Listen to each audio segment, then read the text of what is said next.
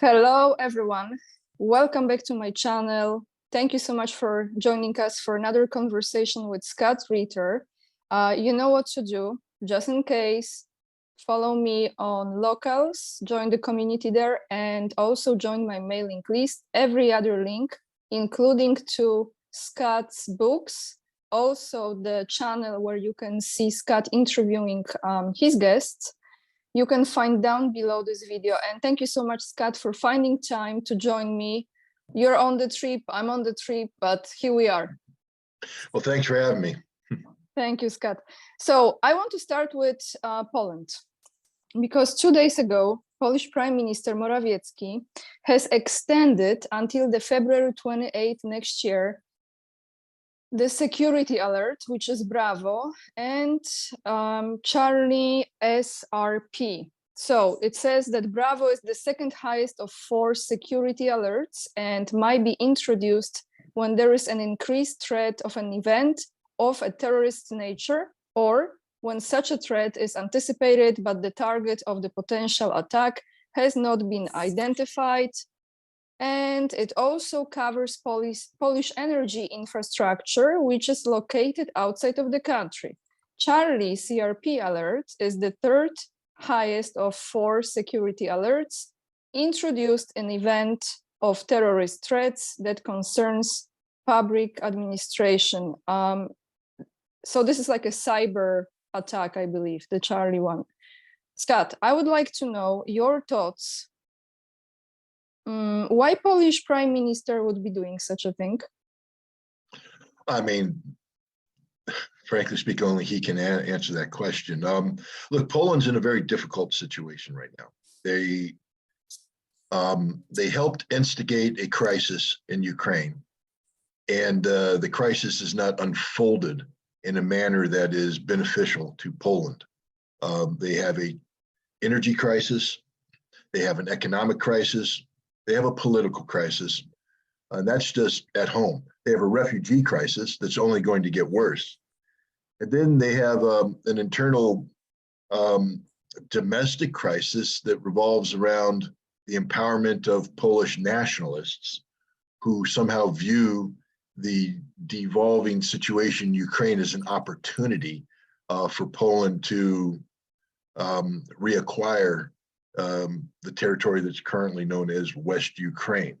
And this is, problematic. It's something that I think resonates emotionally with a segment of Polish population and therefore the politicians that come from this segment, but it's an unrealistic and indeed self-destructive trend. All of which, when it combines, creates a system of, a crisis situation in Poland.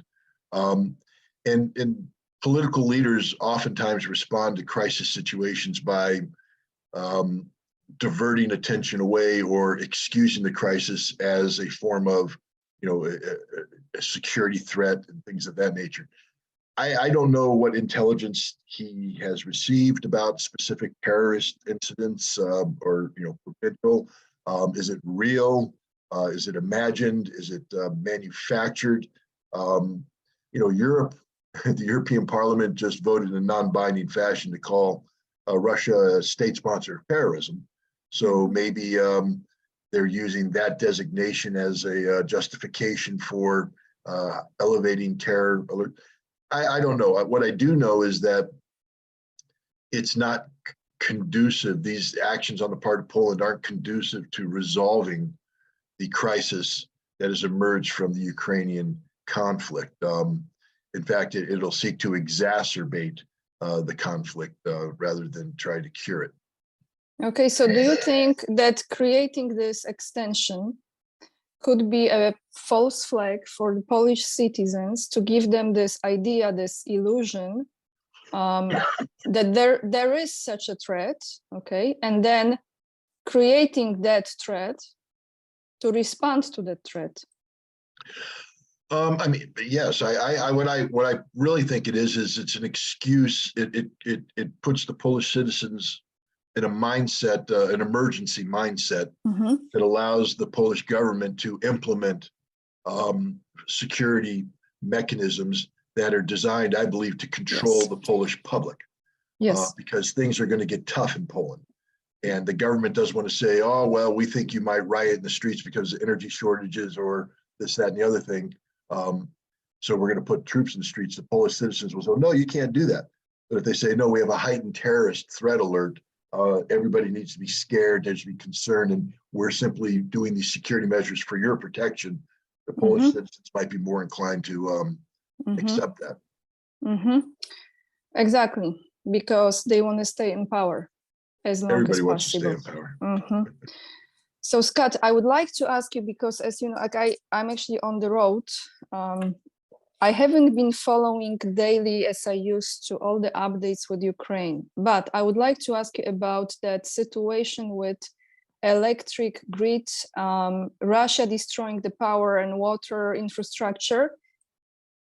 How much of this has been already destroyed percentage-wise? Do you have an idea at this point? And what do you think, how far this will go? Because of course, this will create a massive refugees wave, like massive wave. But what's the situation with this right now? If you can give us updates on this.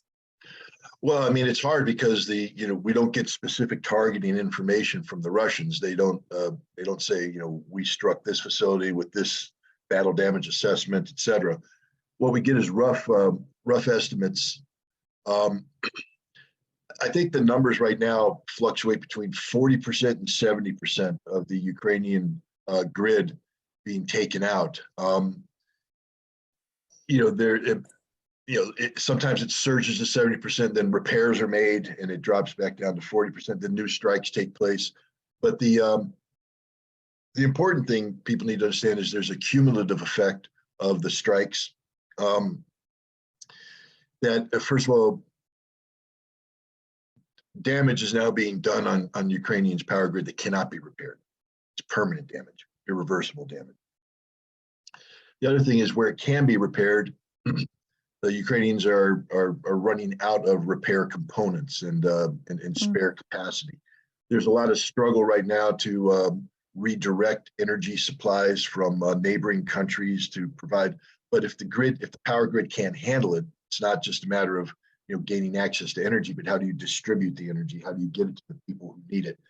And the Russians appear to be continuing to target this kind of infrastructure with the goal of bringing it down to 100% elimination. I think the Russians right now are not in a mood to have sympathy with anybody in Ukraine at this point in time.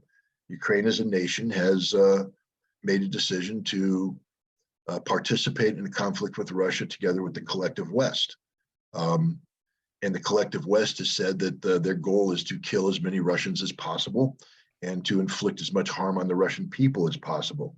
If that's your goal, then don't expect the Russian people to have sympathy for what happens to you in response to this.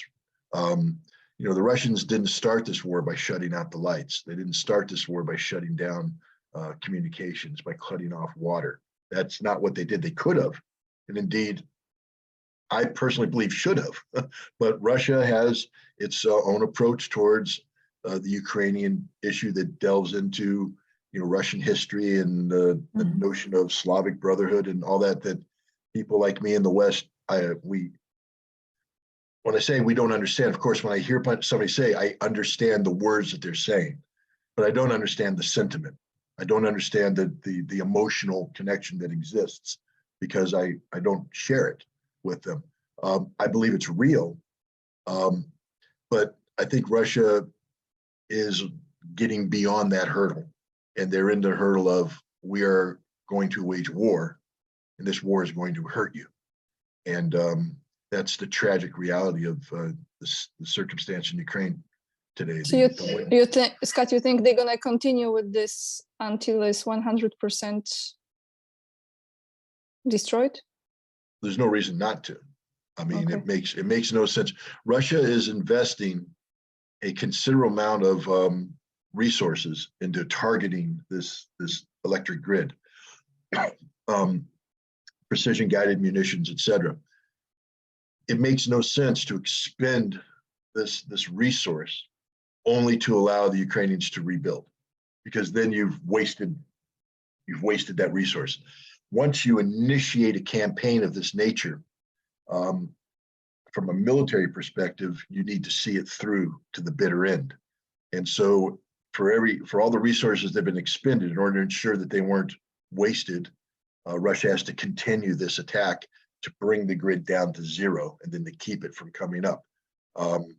Otherwise, why are they doing what they're doing? It makes no sense.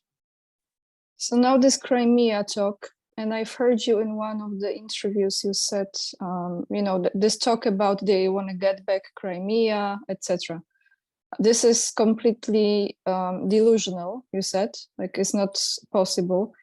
But I wonder, that's what I would like to ask you, that bridge that went through this terrorist attack, do you think there will be more terrorist attacks on Crimea? How do you see this, in the future with that region?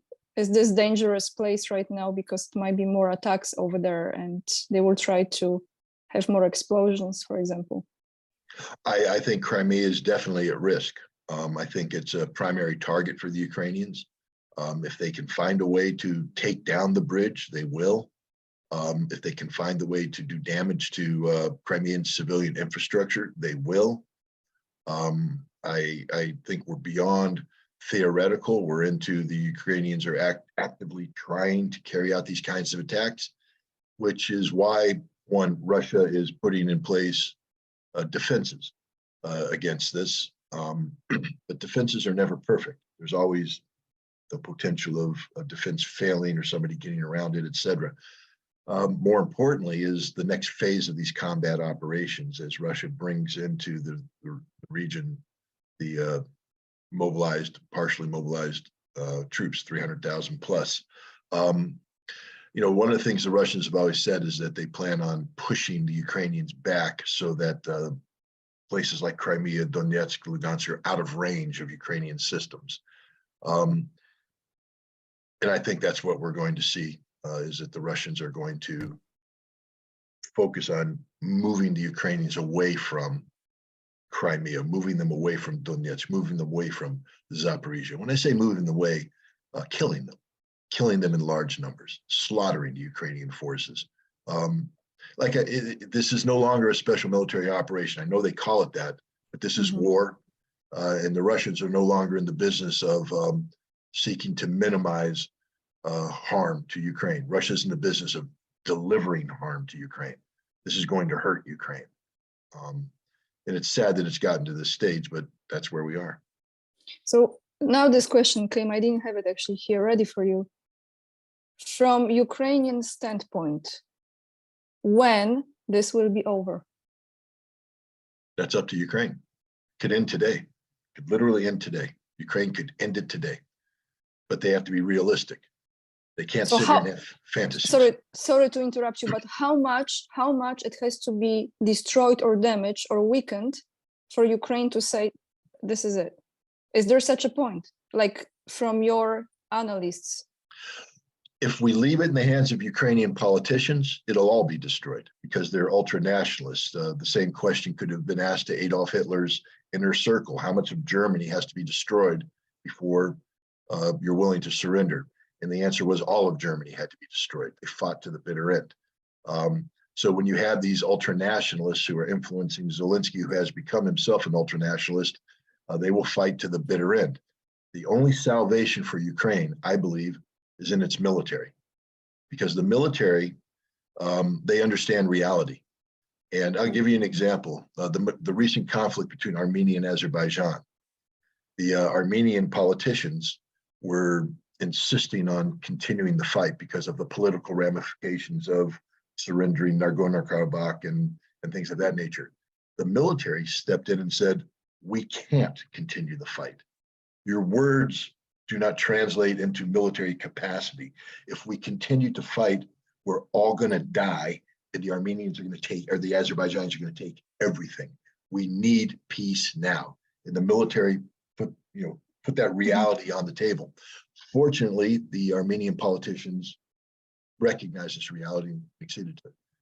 I think in this current situation, at some point in time, the Ukrainian military, who I believe they have professional, honorable senior officers, are going to wake up to the fact that there is no hope, that there is no, next phase where we can attack and push the Russians back. They're going to be looking at the total destruction of the Armenian or of the Ukrainian military, and with it, the total destruction of Ukraine. At some point in time, a Ukrainian general has to say, if we wait for a Russian counterattack that is going to take Odessa, Nikolaev, Dnipropetrovsk, Kharkov, and once they take it, we will never get it back, ever, forever. It's gone. That's the end of Ukraine. That's the death of a nation. Do we want that? Because we can't stop that from happening. We're no longer able to look our politicians in the eyes and say, yeah, it'll cost us a lot of manpower, but we can hold them back here. We can counterattack here. We can do this. At some point in time, the Ukrainian generals are going to have to acknowledge that in addition to losing everybody, they're going to lose the territory. Ukraine's going to die. And that at that point in time, a responsible Ukrainian general whose job is the defense of the nation has to say continued resistance doesn't defend the nation, it destroys the nation. And we have to stop fighting.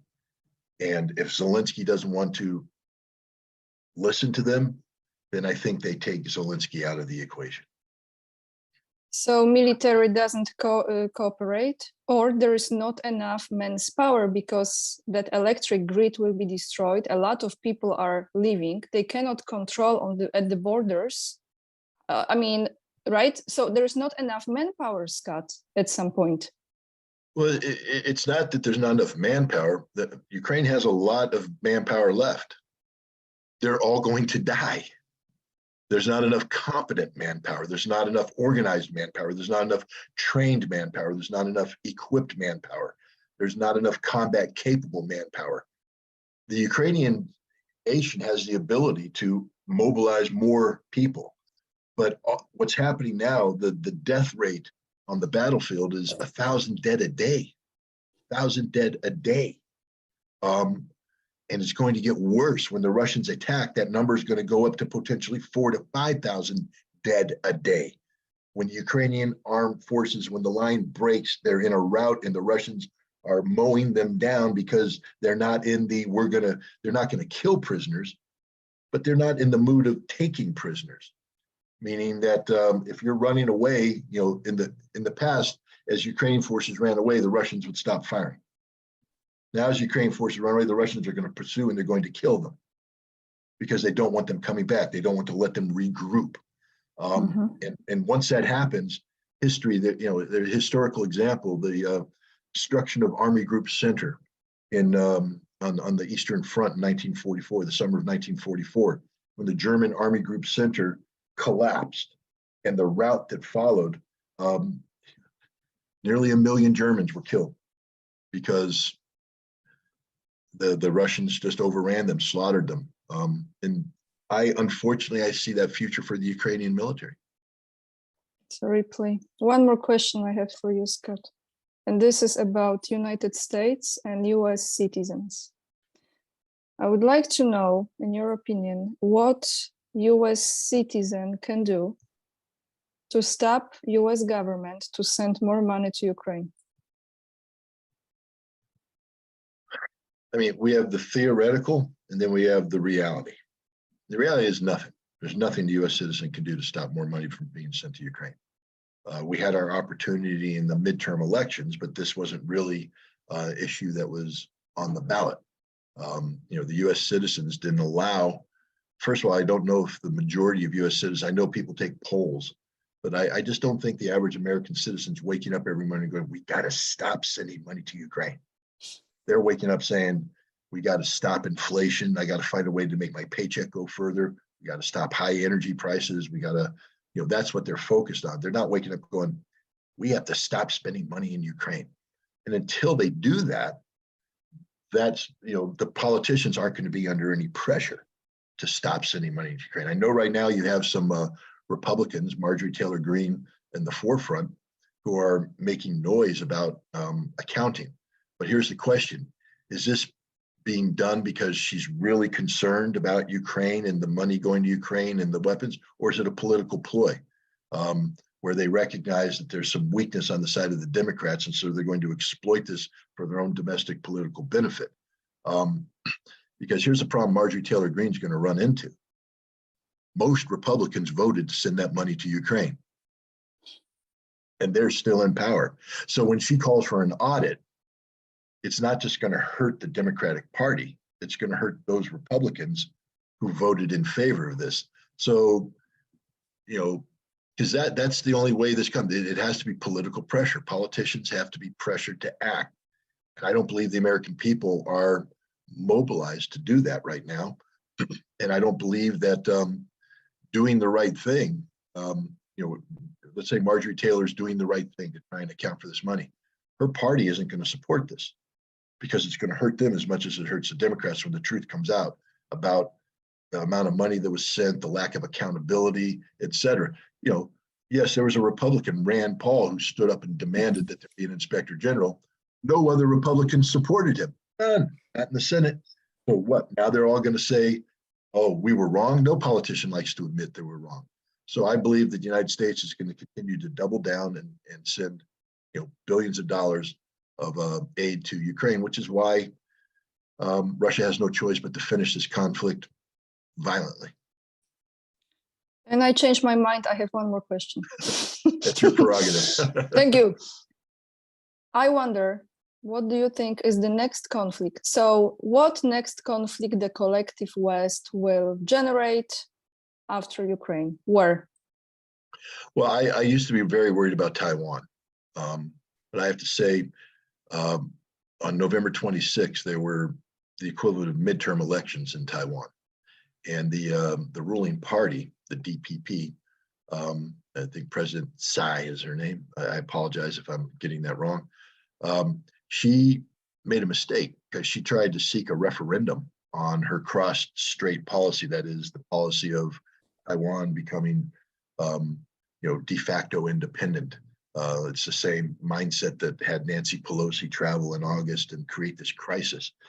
And I was concerned that that this was going to lead to a war very, very soon. And I believe I'm 100% correct. I believe the Chinese fed up and they're getting ready to make a military move.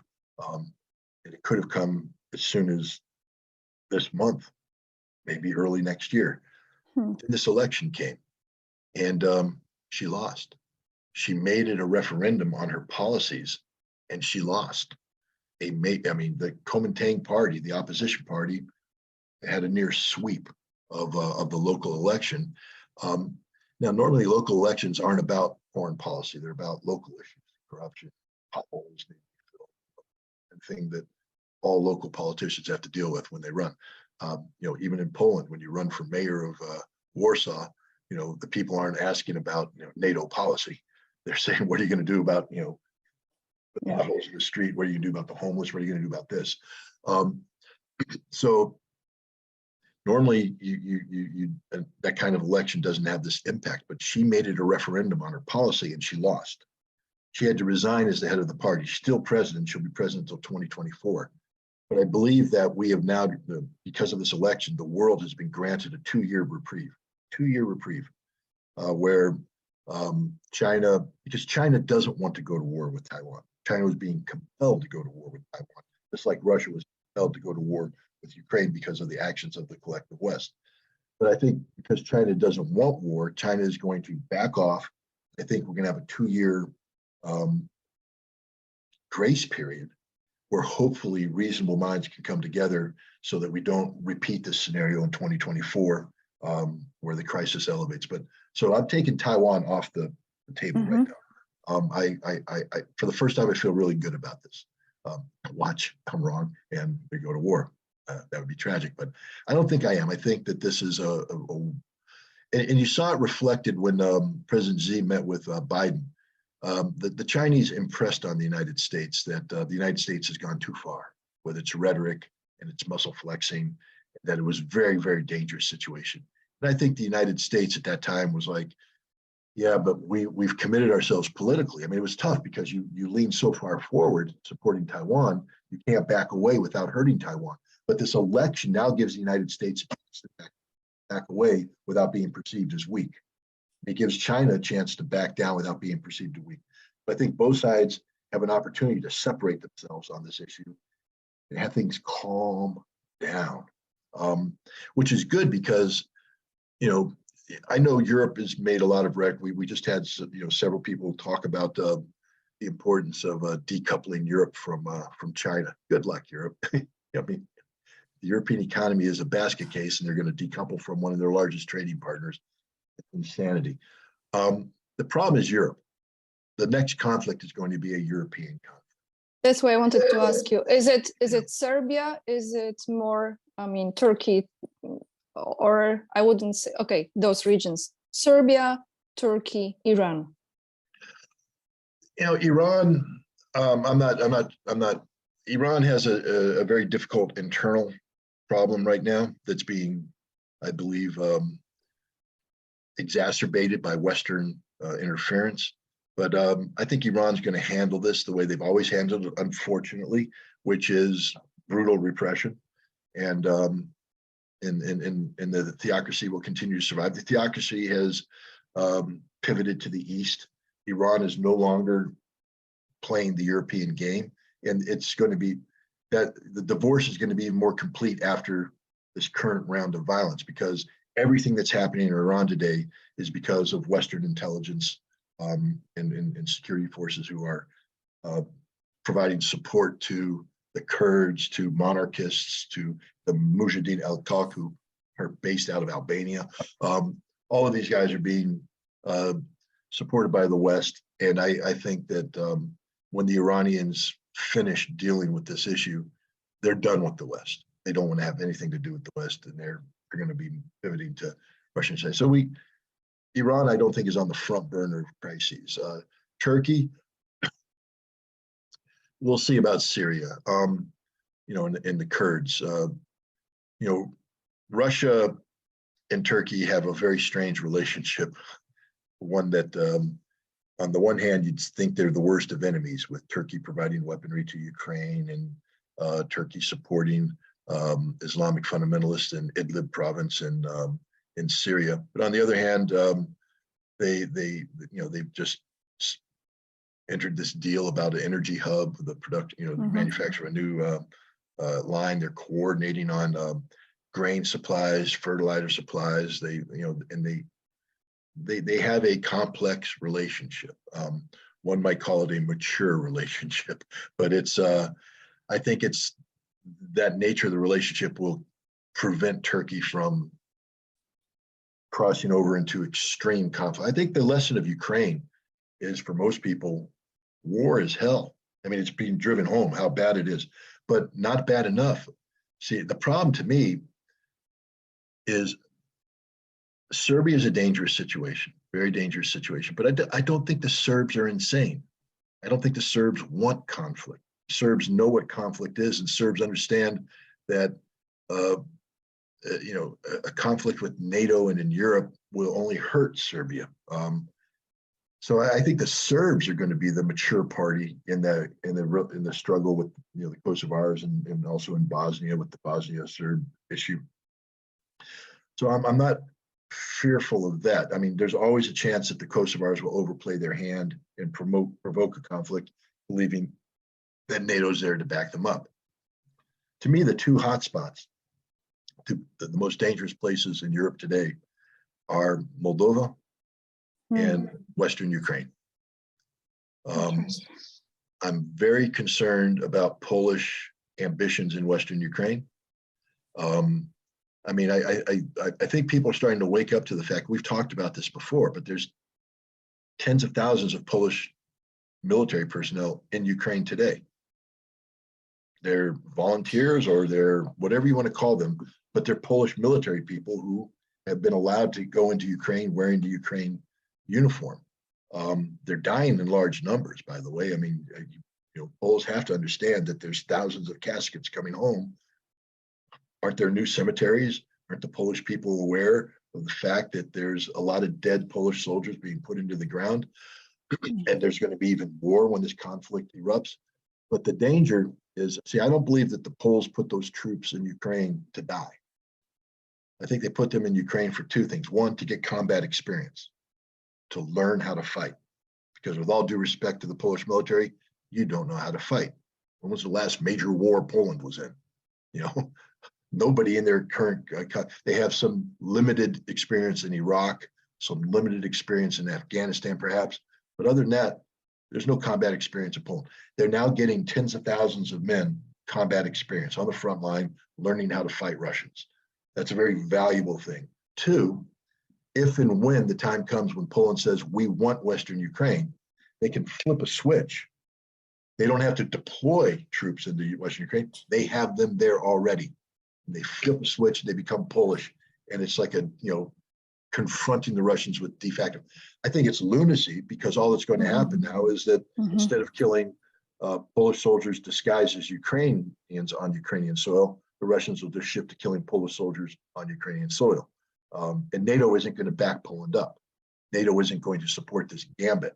But I think the Poles, together with the Baltic states, are irresponsibly desperate enough to undertake this. So that's a problem. There's some speculation, I don't want to give too much credence to it, that one of the moves Russia might make with its with these new forces is to actually drive out of Belarus and seal off the Polish-Ukrainian border.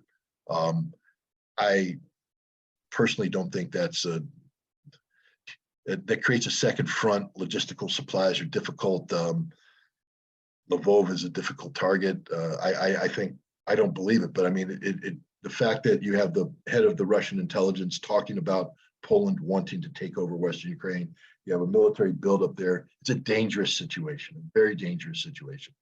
The other one is Transnistria in Moldova.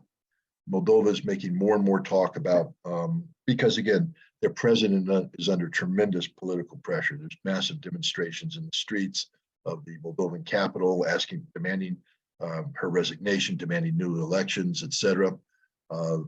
They're not happy with her, aggressive anti-Russian posture, and she's saying that the Transnistria, the breakaway republic, has to be reabsorbed, and the ammunition that's there, the old Soviet era ammunition, has to be done away with, removed. Ukrainians are starting to talk about, why do we tolerate this pro-Russian enclave on our border? Why don't we just attack it and get rid of it, eliminate it? Romania is flexing muscle, saying that they would support Moldova. And Russia is physically separated from Transnistria. So there's some people who might be thinking this is the time to act. And all they're going to do is guarantee that the Russians will move through Odessa and confront them there. And now we have an expanded war that goes into Moldova, dangerously could bring in Romania, Russian NATO conflict. And so those are the two things that keep me up, Transnistria and Western Ukraine. Those are where I think the next hot spots, danger spots, with the potential of expanding the current conflict could come from. Horrifying, Scott. Yeah, it is. Thank you so much for coming on today. To those of viewers who wonder why I'm all of a sudden in the dark, because it's not energy saving, actually. I know it's not funny, but it's just the rooms have these lights that they switch off by itself. So that's what happened. But yeah, I'm actually leaving Poland in 2 days for some time. I don't know for how long, but I will be still recording the videos and still absolutely following the informations and the updates, since I know the language, and it's very important to do that. Thank you so much, Scott, for finding time today, and you're on the travel, so I appreciate this very, very much. The links to find you will be down below this video. Anything you want to add before we disconnect, or?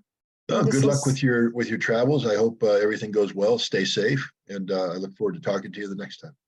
Thank you so much. Thank you guys for watching, and we see you soon next time.